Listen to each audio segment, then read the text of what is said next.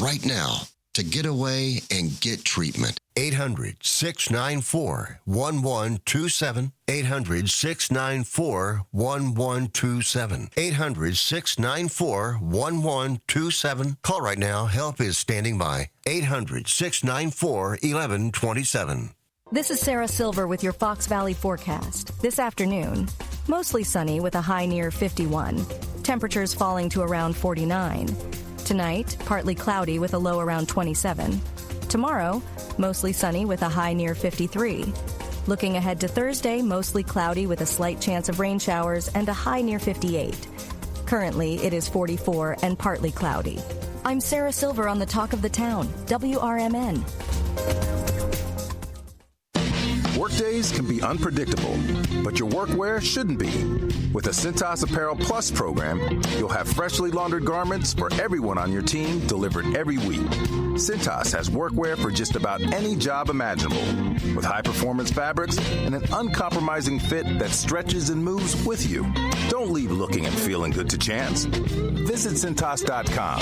Oh, I'm ready! And get ready for the workday.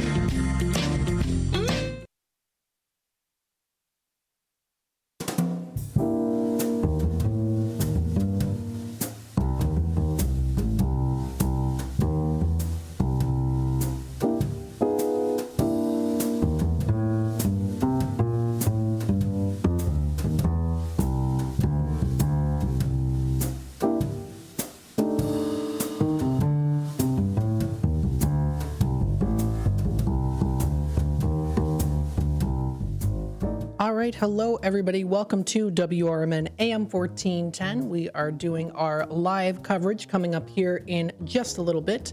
This is the breaking news alert from WRMN AM 1410.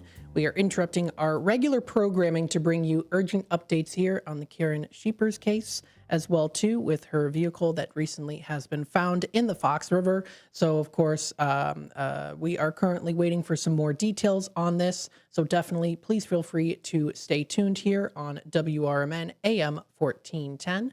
We'll make sure to keep you up to date on what is happening here with this particular case. We are currently streaming also live now on youtube.com at WRMN Radio. So if you would like to follow along, of course, feel free to do so. You'll be able to find lots of information also on the case as well, too.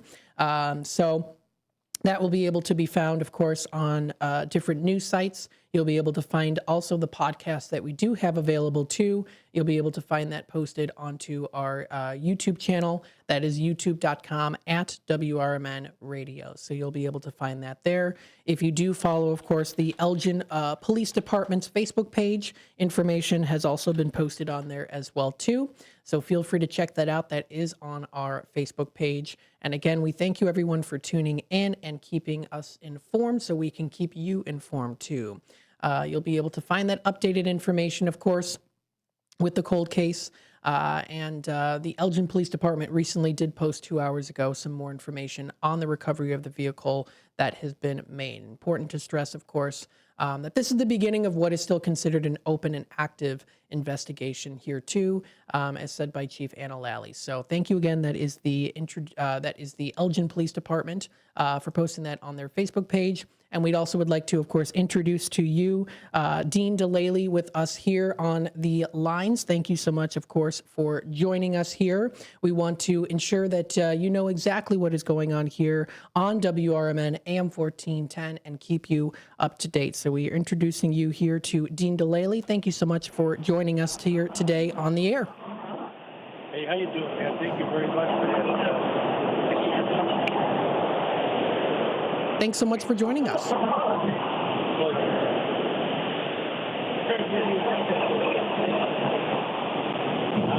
now.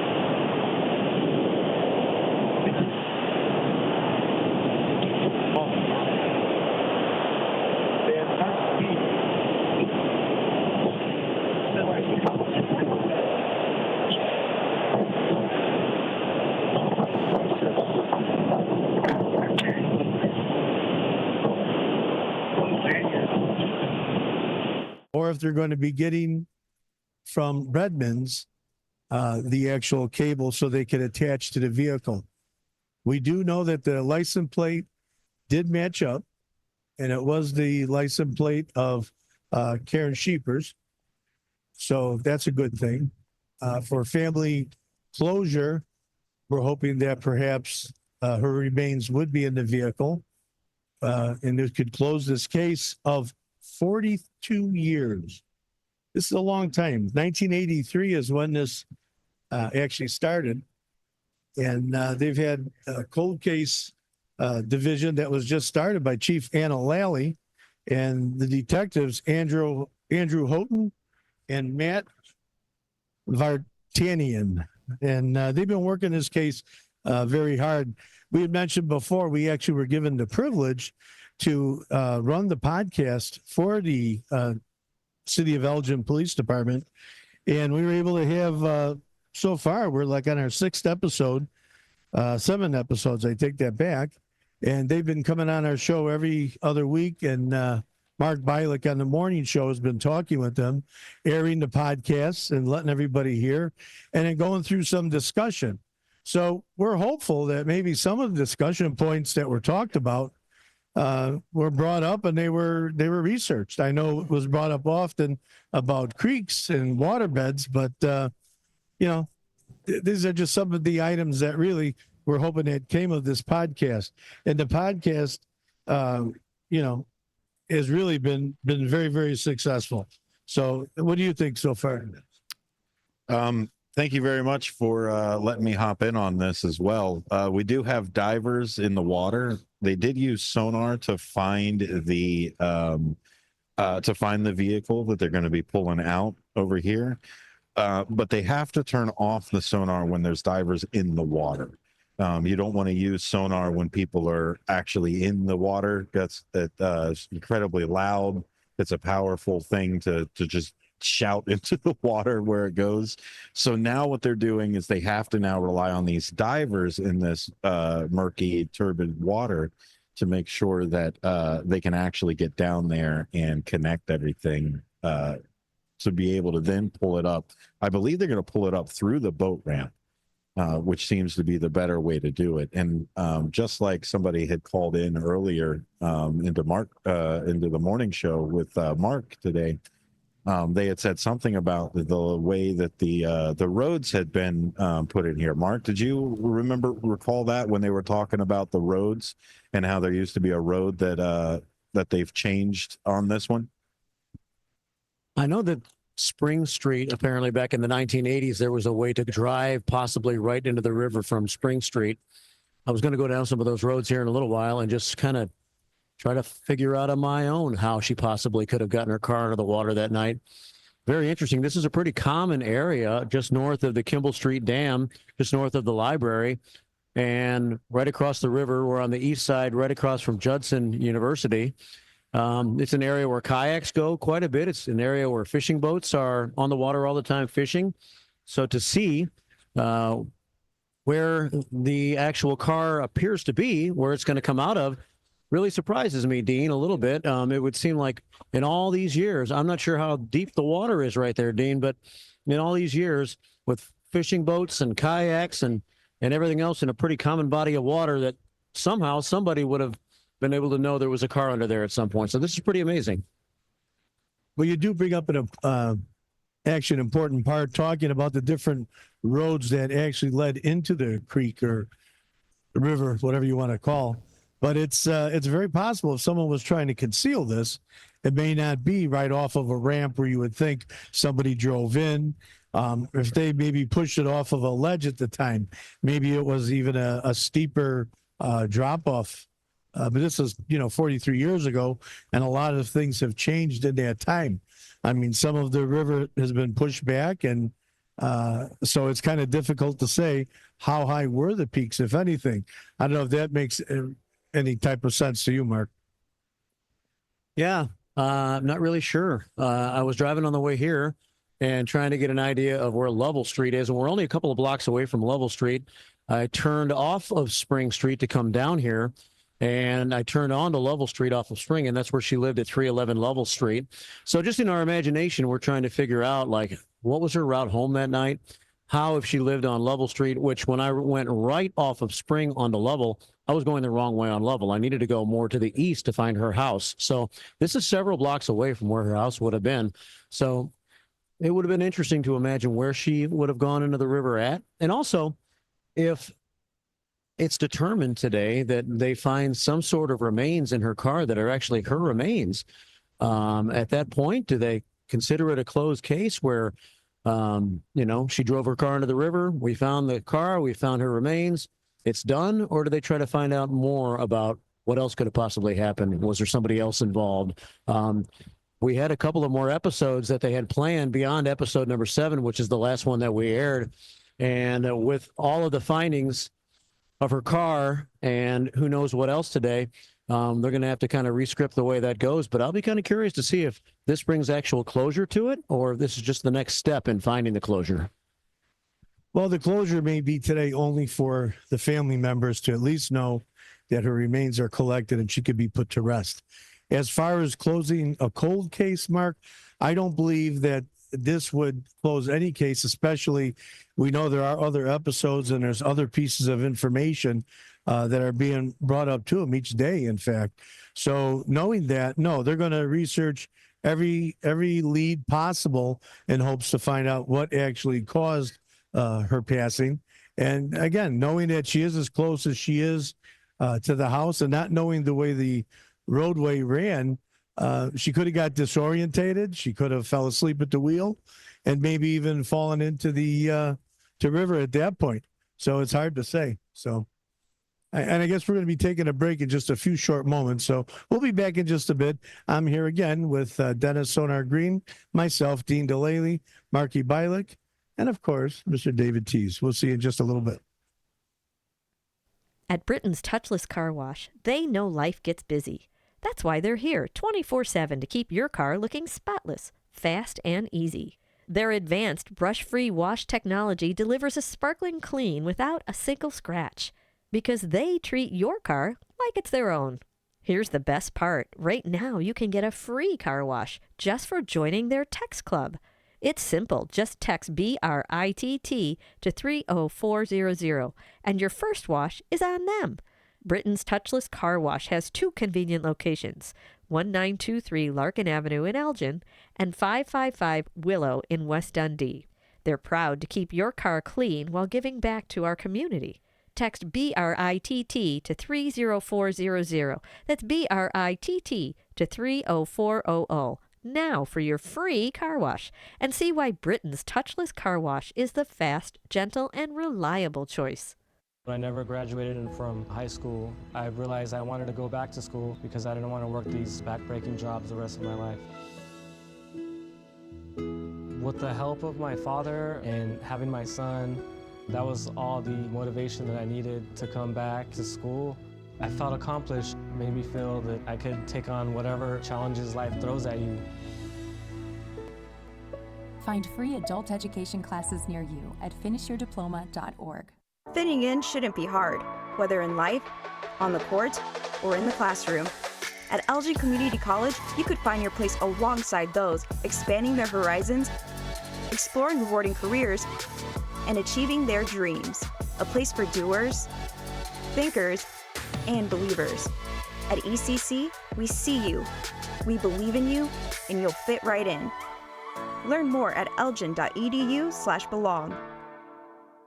If you turned 65 recently like me, it's important you find a Medicare Advantage plan that gives you the coverage you're looking for. But finding one can be difficult. The best thing I did, and I suggest you do the same, is call a licensed insurance agent and let them walk you through your Medicare Advantage plan options.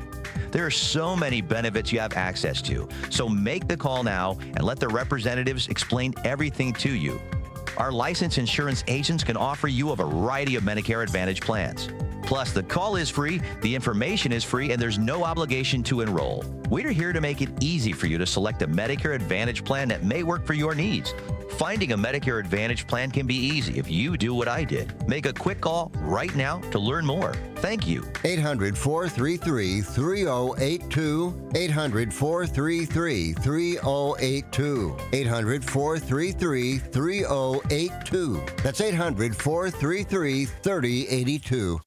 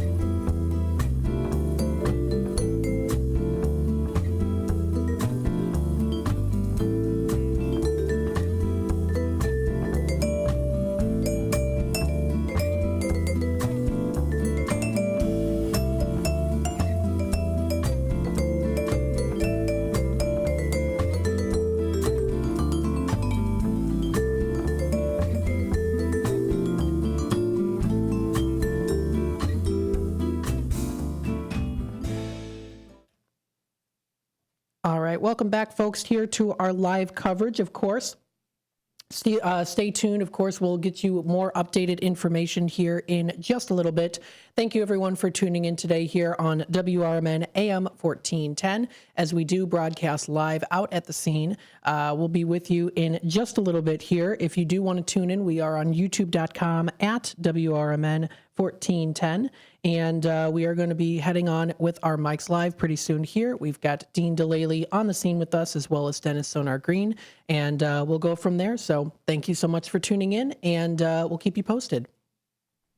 Hey, man, thank you. Can you see the camera over my left shoulder? I can. Mm-hmm.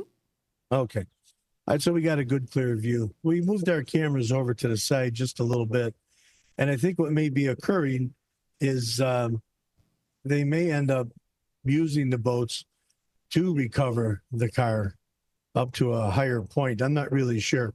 I don't know what type of recovery they're doing. They do have Redmonds out here, which is the big red tow trucks that have, it's like a rotator turntable style. So that turns in 360 degrees. So the amount of cable strength that they have, they could pull up any type of a vehicle.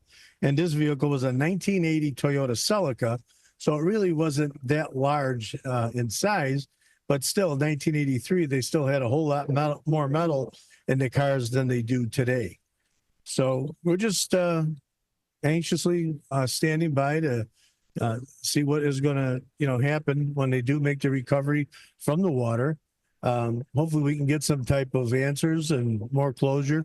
When we signed off earlier, Mark was talking about, would this stop the cold case investigation because they have the vehicle and perhaps remains, from Karen?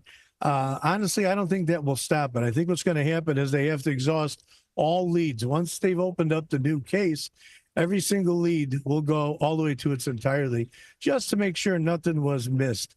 Again, if this was to cover up an incident, they want to research to make sure that that was researched and investigated. I mean, if it was perhaps she just was disorientated driving home, maybe this back then was even more wooded than it is now.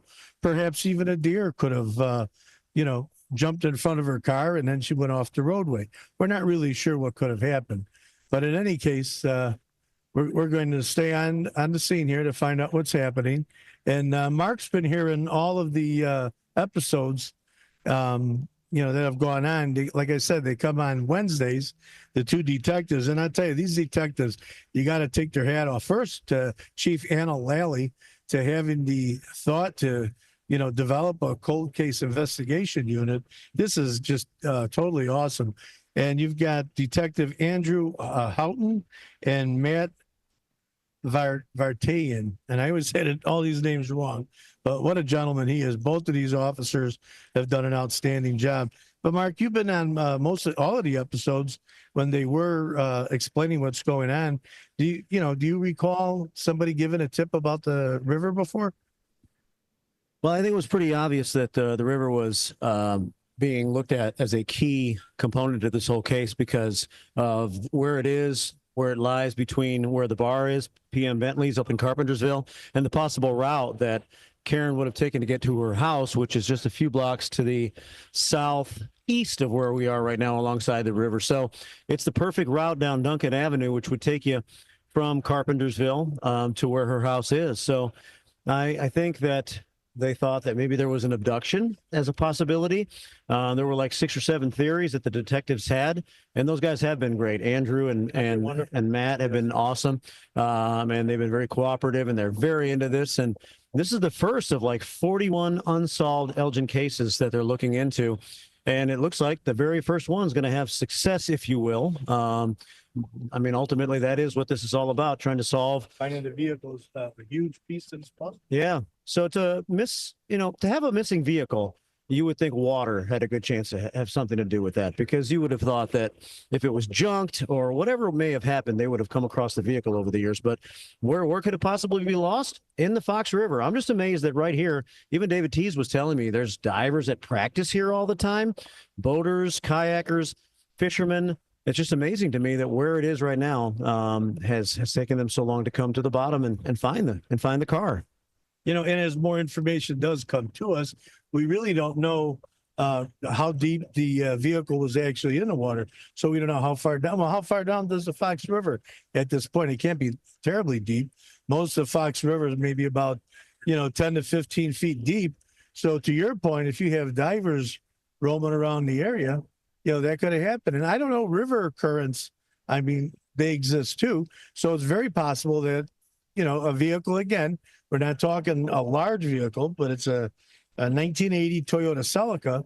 Maybe it caught some type of current and pushed its way down the river or up the river, whichever way it ended up going, depending on the current. And Dave, you were saying, if you got a moment, you were mentioning also something that there was a structure right behind us. What was that structure? This used to be where the Elgin Yacht Club used to be, and they would water ski all the way towards the library. They had all the markers for them to zig in and zag out, as you say. So it was a little building, but they called it the Elgin Yacht Club. And in this area, the water is probably about, I would say, 10 to 12 feet, but it's very narrow. So like you say, how many people miss this stuff? But there are some big, large boulders in the ground right here.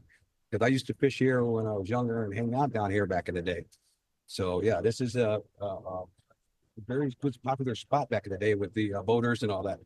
Oh, excellent. Well, I appreciate that. Because right where that vehicle, where the Redmond's tow truck is, that's about where the building, the structure stood. Yes, a little Okay. white building. So, piece by piece, and this is what goes on in a cold case investigation. I'm sure they knew there was a structure here prior to David saying it, but you know what? Maybe they didn't know that. And that's why, everything is important. Somebody knows something, which is the name of the podcast, and you can reach that podcast on any of the YouTube or all the podcast platforms. So feel free to reach out to it. Somebody knows something. We're in the 7th episode right now, and I think one is more interesting than the other. So, I'm going to give it to Mark for just a few more moments. I just want to mention, Dean, that these detectives, Andrew Houghton and Matt Vartanian, are going to be on Chief Anna Lally's show Friday morning on WRMN, which every Friday, our Elgin Police Chief Anna Lally's got a show from 9 until 9:30. It's called Fridays with the Finest. And this Friday, with the detectives being so busy and learning so much this week, the best chance to catch up on all of it, I think, will be on Friday morning when they're on Fridays with the Finest. Again, that'll be from 9 until 9:30. And so we'll find out then. And we'll also maybe find out what the next step is in our coverage of the podcast and in our coverage of Somebody Knows Something, because of the fact that what's happened this week may change the course of the episodes a little bit. So we'll have all the updated information for you Friday morning, Dean, at 9 o'clock with her show. Sounds great. Who better but the police chief to know what's coming in and what's going out? She's done an excellent job of putting this together. We applaud all the efforts of all the detectives, and not just these detectives. Other detectives are working along, but these two gentlemen were assigned to this particular case and a cold case unit. So we're going to keep a close watch, and we'll tune in just a little bit. We're going to be covering everything. I'm sure I'm on camera here. But we're going to be covering everything on YouTube while the AM dial continues to go on for What's Cooking Today. But on YouTube, you'll be able to see exactly what's going on here. If they do pull any vehicles out or there is anything here, you'll be able to see it live on YouTube right now. YouTube.com/@WRMN radio. Go ahead into that search bar. If you're just on YouTube itself, you'll find WRMN radio there. Or a lot of people have been finding WRMN live stream has been really good to get there, even on your YouTube or any other search engine like Bing or Google. Matt's going to take it away for the next 30 seconds or so. He's going to wrap up his show. Then we will be continuing here specifically on YouTube. Stand by for Mark. He's going to be on Facebook, and then we will simulcast the Facebook and the YouTube video at the same time. So follow WRMN for more. Thank you, gentlemen, for being out here today. Thank you, everybody, for listening. Dean Delaley, Dennis Sonar Green, Mark Bialik, David Tees from WRMN 1410. Bringing it to you live.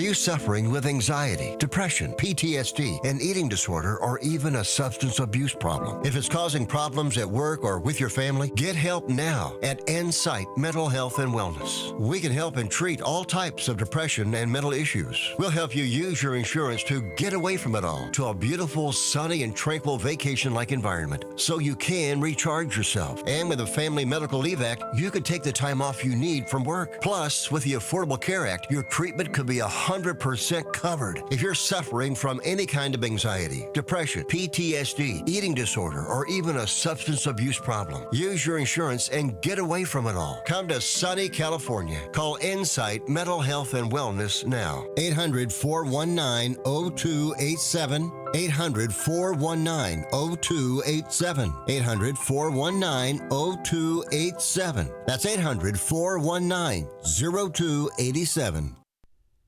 Your hometown radio station since 1949. We are WRMN AM 1410, Elgin time, 1 o'clock.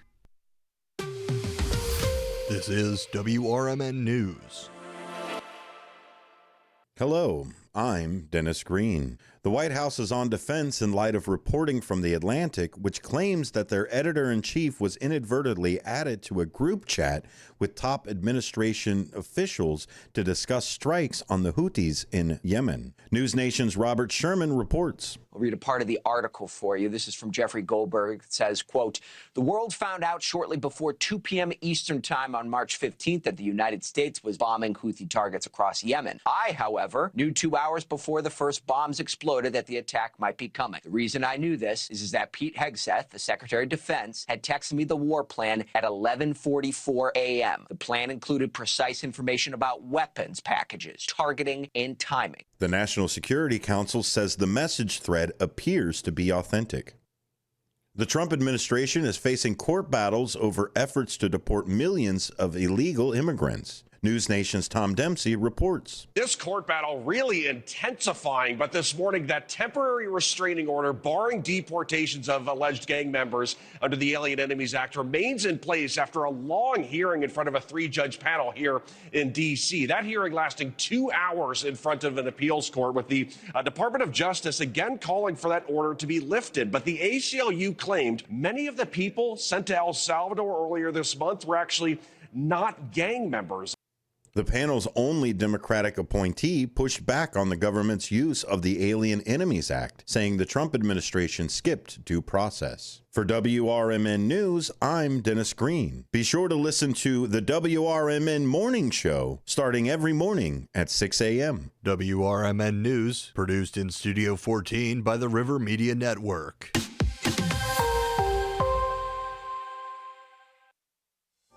With your 1410 WRMN News Flash, I'm Sean Kernan.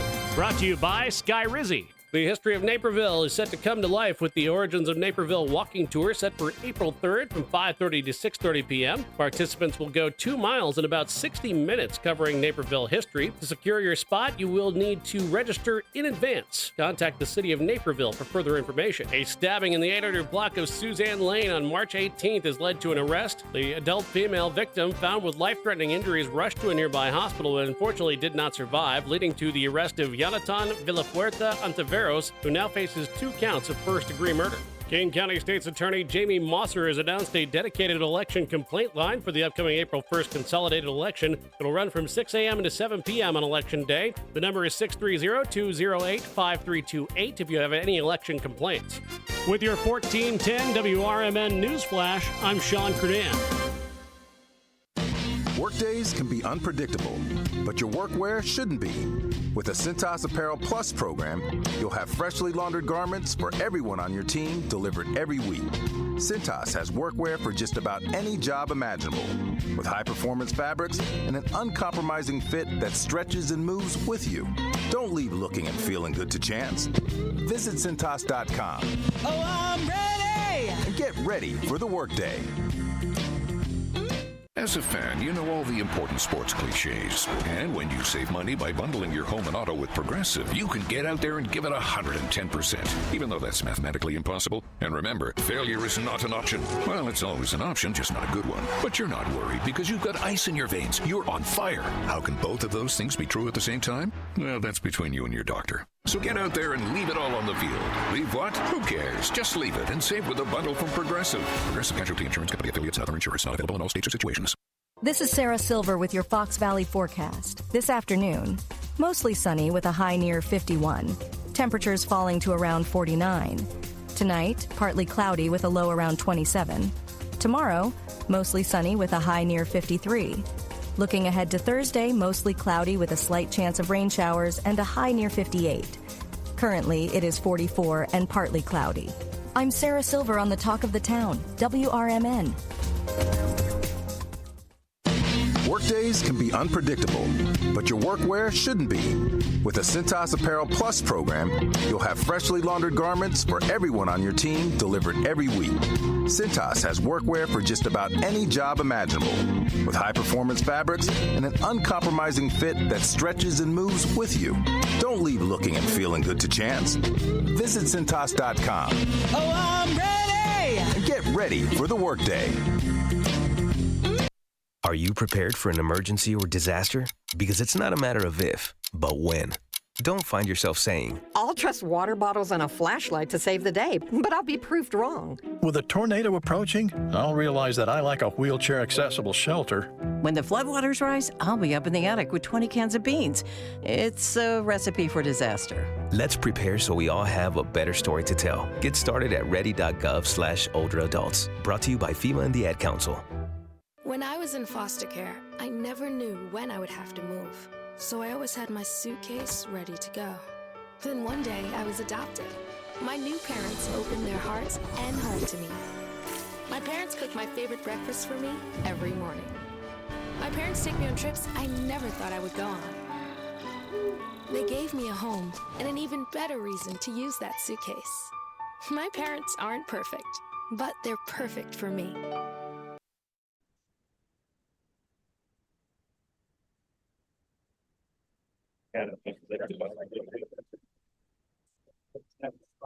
Yeah, whenever yeah.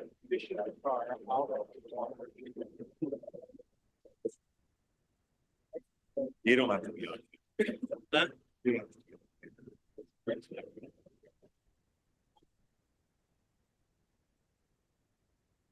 Yeah. There. I can still be on when it ends. Just cool. If you want me to, I'll take that.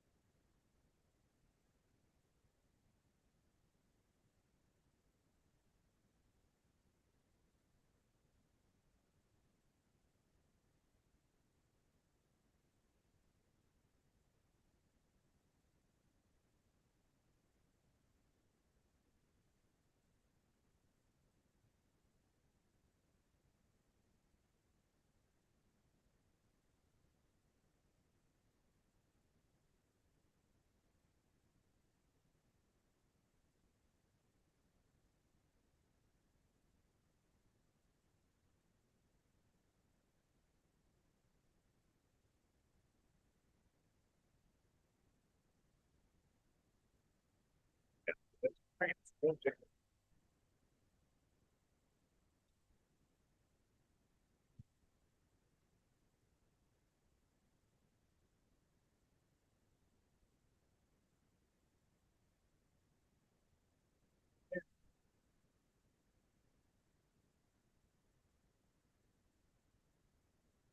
They're going to try to keep that structure.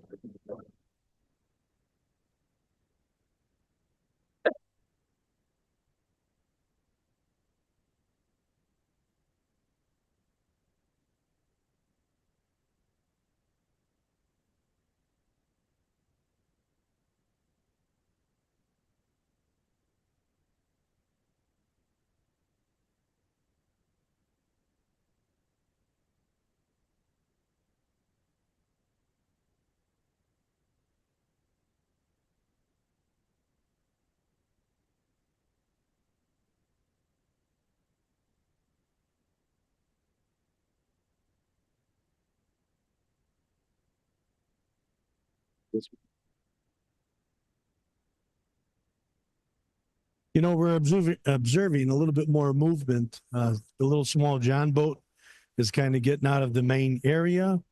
The one larger, the one rescue boat, I believe that's Chaos. They're a non-for-profit organization that does this type of sonar and diving type of work. I don't know if he was backing up or stuck on something, but you could see the turbulence from the back of their vessel that they're in. So we're just seeing some movement here. I'm sure what they're going to do, they're going to want to transport the vehicle from its resting spot by way of either airbags they may have under there. I haven't seen any lines that would indicate that, but a lot of times in any type of rescue, in this vehicle, Redmond's, they would have that on board. They use like the airbag rescue. So it usually is used for standing up semi trucks when they go onto their side. So they may have a couple of those deployed as well. But they don't want to just hook onto this vehicle and drag, because you may be dragging a lot of the debris that's on the bottom of the riverbed, and that could go into the vehicle, maybe lose some very important information. So as we watch, we see that they now have also, Elgin Police has put up their drones, and so we may be getting a little bit closer. Some of the lines that are in from the other vehicles, the water crafts rather, you could see that they're getting taught. So whether they're onto something for just as a marking point, or whether that's going to be what they're going to use, which I wouldn't think, because they look to be, not really large cables. So we're just trying to keep you posted of what's happening. I mean, the scene is set. There's a lot of people on the side of the street that are very interested in this. We have the police department, of course, waiting anxiously to find, what's going to be revealed when the vehicle becomes on surface. And we'll be back in just a little bit. Dean Delaney from WRMN 1410.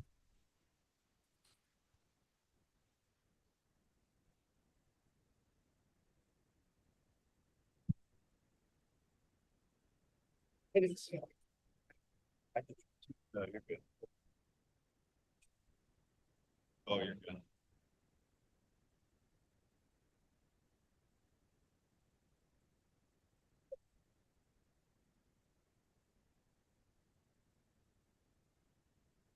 Got some other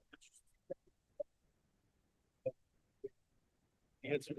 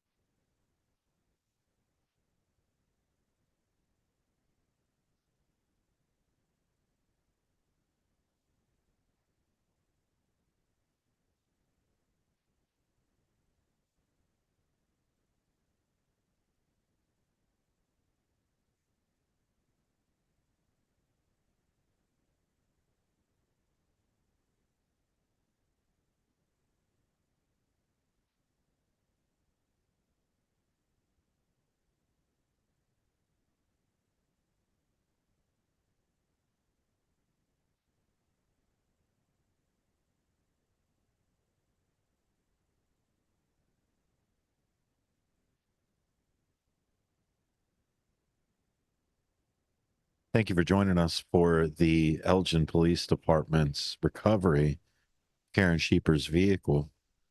Monday, they discovered that the vehicle did, in fact, belong to Karen. The license plates matched, the model matched as well. And they decided to wait until it was daytime to actually continue with the recovery. What we've got are two actual vehicles in the water right now. And then we've also got a crane just over to the left-hand side as well. We will see where, and we see a drone actually going up into the air here. We will see what the police department's side of the timeline that they've got, but it looks like they have hooked at least to the two boats. They've got one John boat that's moving around, and it's making sure that they can run the things back and forth from shore out into those recovery boats there. And it looks like they are tethered. If you can see barely, there is an orange tether that's coming off of the boat here over to the right hand side. We have seen some actual divers stand on a few objects that are in there, so we know that at even the shallowest we're still looking at about 3 feet or so.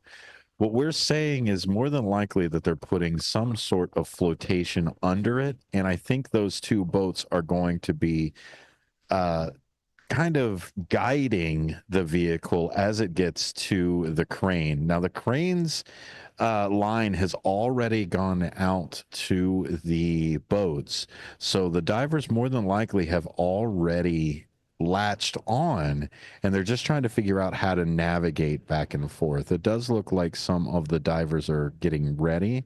I don't know if they're going down there again to make sure that there are divers while it moves, to make sure that they can guide correctly. But if you look, even just as another note, you see the two flags that are on both. It's the red side where they've got the two triangles, the two red sides with one white stripe going down. That is the international sign for divers in the area. So both boats have divers, and both boats are making sure that are safe for there. The other thing that we want to make sure as well is they use sonar to actually discover this vehicle, but all sonar has to be taken off when there are divers to make sure there aren't any injuries to anybody's hearing or anything for that. So we will continue the coverage here. If we do go silent for a little bit, it's mostly just because there's not too much going on. We will continue for the coverage for as long as we can. Thank you very much for joining us here on WRMN's coverage of the Elgin Police Department's vehicle recovery here in the Fox River Valley. Make sure you subscribe and like, share it around. We'll be here for as long as we can, and continue to listen to AM radio for our normal programming. But thank you very much for being here. If you want to catch up on the case, there is a podcast called Somebody Knows Something that the EPD has started just a couple of episodes away, about in January, towards the end of that. They're on episode 8, so if you want to learn more about this cold case that may be coming to a close, go ahead and listen to that podcast there. You can find it, Somebody Knows Something, on your favorite podcasting platform. Thanks again for following with us here at WRMN, the talk of the town, the voice of the valley. We'll talk to you here in just a little bit.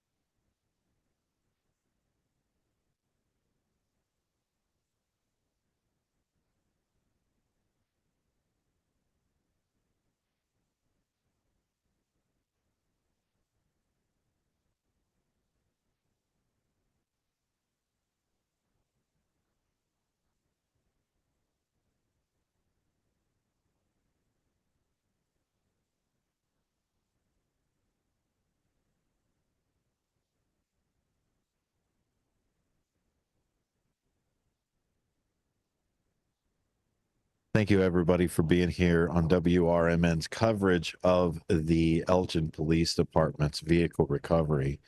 As you can see, the divers are starting to get ready to go back into the water.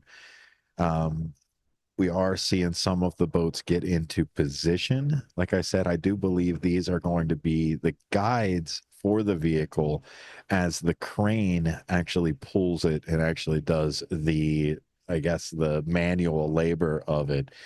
From a couple locals, from where the boats are to where the crane is over there on the shore, there's a couple boulders that are pretty large. They're going to actually have to navigate through. So I don't believe they went through and actually navigated any of those or moved any of those boulders around. But I do believe before they went through to make sure that the crane could actually come through, they made sure that there is an actual line to come over. So what you'll see is some of the line